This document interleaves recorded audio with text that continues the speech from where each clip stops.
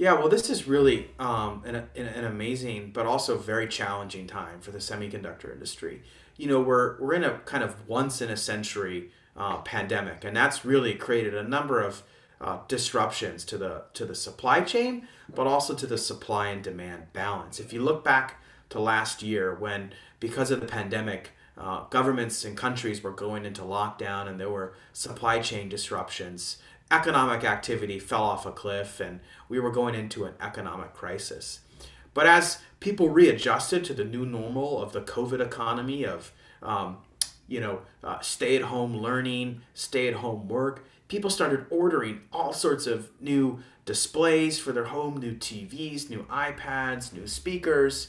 And so actually, demand for semiconductors increased significantly, even during the backdrop of COVID 19. Or, for example, data centers to power all the e-commerce that was being used to deliver important goods to people's doorsteps or download and watch more movies at home.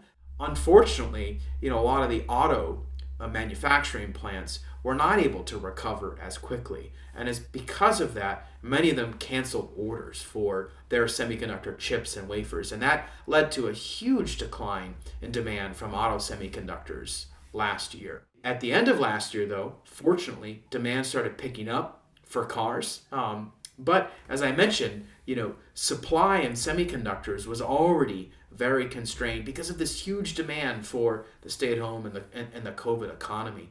So what that meant is that semiconductor foundries and fabs all over the world were running at really high utilization. I think average utilization across the foundries is above 95% right now. And to think about that, on average, 80% utilization is already what we call a fully loaded fab. So, these fabs really didn't have any more capacity that they could add to meet that short-term sudden increase in demand for the automakers. So what that led to is a bit of a temporary shortage that we're seeing right now.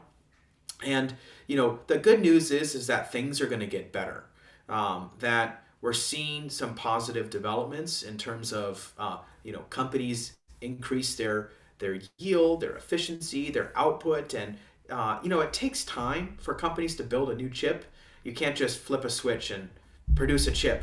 It takes 2 to 3 months, if not longer, to build a chip. And for companies that are going to add new capacity, increase their utilization, it adds another 6 months on top of that. So again, this is going to sort itself out. The market is going to be able to correct, and semiconductor companies are working really hard to meet that demand. But it's just going to take a little bit of time. Certainly, some of the natural phenomenon that we've seen, like these snowstorms in Texas or an earthquake in Japan, that's going to only make it a little bit worse. But the good news is the semiconductor industry is actually fairly resilient, and we've seen floods in Thailand, earthquakes in Japan, and the semiconductor industry has learned to be able to cope with these natural disasters and come back online very quickly. In fact, some of the semiconductor fabs are built to withstand earthquakes, tsunamis, have backup power generation. I think the good news is that already we're seeing a number of those semiconductor plants in Texas already seeing their power restored. So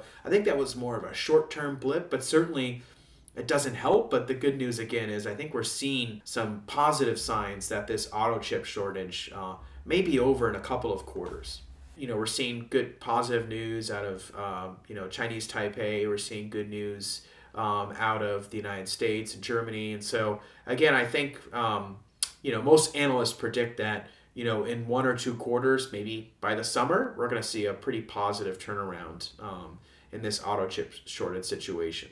In the past, there's been some severe disruptions to the supply chain during the tsunami that wiped out a significant amount of semiconductor production in northern Japan. Earlier in the 1990s, there was an explosion at a Japanese semiconductor chemicals company that led to a huge increase in prices and memory and DRAM. So certainly the industry, because this is a global supply chain, has its challenges. But again, we've been able to overcome, and the industry's figured out how to manage some of these issues. So I think while certainly natural disasters is something that is a risk to the industry, so far we have a good track record of managing those risks. I think the automotive chip shortage has really kind of let's say, bad timing at the moment, because we have the extreme weather conditions in Texas, in the United States, that led to the blackout and manufacturing stop of several semiconductor fabs in the United States. And almost at the same time, we have the earthquake in Japan. So I think both in combination, on top of the general chip shortage in automotive, certainly will have an impact. And it's kind of the worst timing probably that the automotive industry can imagine. At the same time, specifically regarding the automotive industry, I think the semiconductor value chain is not really to blame here, because the automotive industry, beginning of last year, simply had overly pessimistic forecasts how the market would, the automotive market would recover due to the COVID-19 pandemic. And in the second and third quarter, the automotive industry simply told their tier 1 and tier 2 suppliers that they don't need any chips anymore, because they didn't expect that the market would come back so quickly.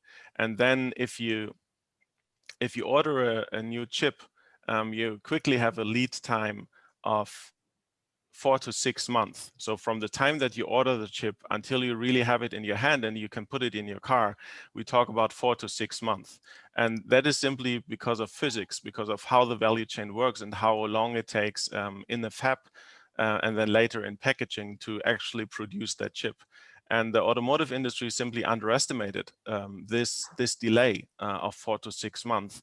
And they thought that because the rest of the automotive value chain is all about just-in-time or in-demand delivery, they thought the same is true for the semiconductor part, which is simply not the case. So for the automotive chip shortage, I wouldn't blame the semiconductor value chain, but the lack of foresight and the lack of understanding of the automotive industry for the characteristics of the semiconductor value chain.